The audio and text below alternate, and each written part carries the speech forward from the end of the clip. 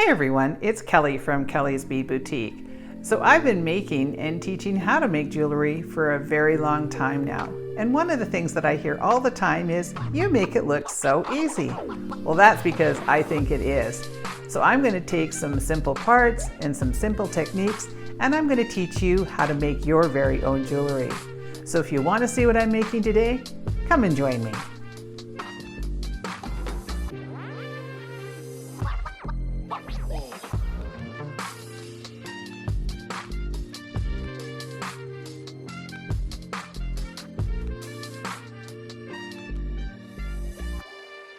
Alright, so this is another one of my installments in my quick and easy earring series where I just take some basic parts and show you how to make a really cute pair of earrings. So the supplies we're going to use today include some 20 gauge dead soft gold colored craft wire. I have these patinaed, they're sort of a patina and gold connector, and then a nice little hammered disc bead on the end in that same sort of gold and patina color. And then I have some tiara cast bead caps. And I have these 6x9 turquoise sort of colored check glass beads and a pair of ear wires. Now sometimes people want to know what bead I'm using, so I'm using this gorgeous strand of beads, and I don't know exactly what the color name is because I can't read it on my little tag, but it's a turquoise opaque with some sort of a Picasso finish, and it's just beautiful. So the code, if you're looking for your own strand of this bead, it's CZ102294. Or I guess if you're in the States, you don't say Z, you say Z. So CZ102294. And these are $12.99 and they are absolutely stunning. So this is what we're going to be using in our project today. And as far as tools, we're just going to be using our 4 basic tools. I've got my chain nose pliers, my bent chain nose pliers, my cutters, and my round nose pliers. So let's get started. So the first thing I'm going to do is cut myself some wire. Now I'm just going to take my pliers and I'm going to sort of straighten that out a bit and make sure that it doesn't have any big bends in it. And I like to sort of put my fingers in the middle and then I go up just a little bit above, and then I know I've got enough room for whatever I'm doing. So I'm just going to place my wire in between my pair of pliers, and now I'm going to turn my pliers so that they're parallel to the table. And I'm going to use my thumb and push away and create a nice 90-degree angle. So you can see I've got that nice angle there.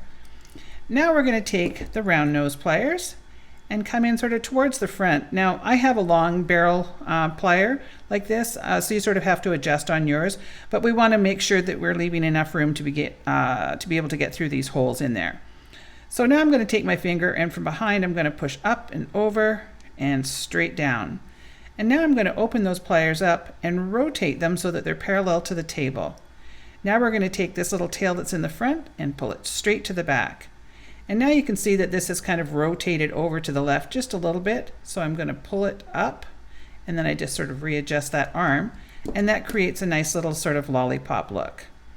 So now we're going to put that into the little disc, and I just take my fingernail and kind of separate it, and then that'll pop in there. So now for wrapping it up, what I do is I turn it so that I've got my little tail on the top and my long one out to the left. And now we're just going to wrap down twice. And I want to make sure that those wraps are nice and tight and next door to each other. And so this is supposed to be sort of that messy, bulky wrap, but I can never tend to get it messy because I'm a bit of a perfectionist. So now I'm going to head on my way back up. But it's a good wrap if you're not so perfect at your wrap loops. All right, so I just wanted that bit of a bulkier look, which is exactly what we end up with there. So now I have this little burr on the end, or a little extra piece of wire that you can see there. So I'm going to start with the flush cut part and come in right on top of that and give it a little cut. Please excuse my nails. I need to get them done, but you know, there's just never any time to get things done these days. So, all right, so now I'm going to take my pliers and I'm going to just get in there and just push that down a little bit. You just want to make sure that when you push back on it like that, that you don't feel anything sharp. So what you should have now is a nice little wrap with your little sort of dimpled coin at the bottom there. So now we're going to pop on one of our bead caps, and then one of our beautiful check glass beads, and then another bead cap. All right, so now I want to create a loop that's just about identical to the first one that I did. Now, if I was to place my pliers up here and create a neck on that, I would end up with a longer one, so I don't want to do that. So on this one, I want to just turn it so that I can see which way my loop is going. So now I grab hold of that and then I'm just going to pull down. And now I know that my loops are going to be going in the same direction. So now I'm going to turn that back again. And I want to go back to about the same spot that I was before, so about here. But now you can see it's really hard. I can't show you so well underneath this camera, but you can see I'm going to be really off, but there's nothing really you can do. So you just kind of go in there the best you can and repeat the same steps that we did before. So I'm going to go up and over and straight down. I'm going to open those pliers, rotate them so they're parallel to the table, and then pull straight back. And now, let me just move that stuff so you can see. You can probably see how much over this is. I'll take that off. So what we always want is to have this loop sitting right on top of that one, but you can see it's way over there. So I'm just going to pop my tool back in there, and then I'm going to rotate it. So I'll try to get myself coordinated here to be able to show you under the camera. And then you just reposition.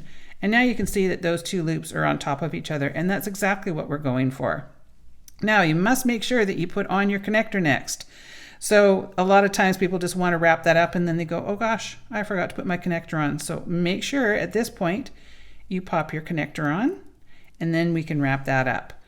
So I'm going to take my chain nose pliers and go across that loop there, and then I'm going to go down 2 and then up 1 or 2.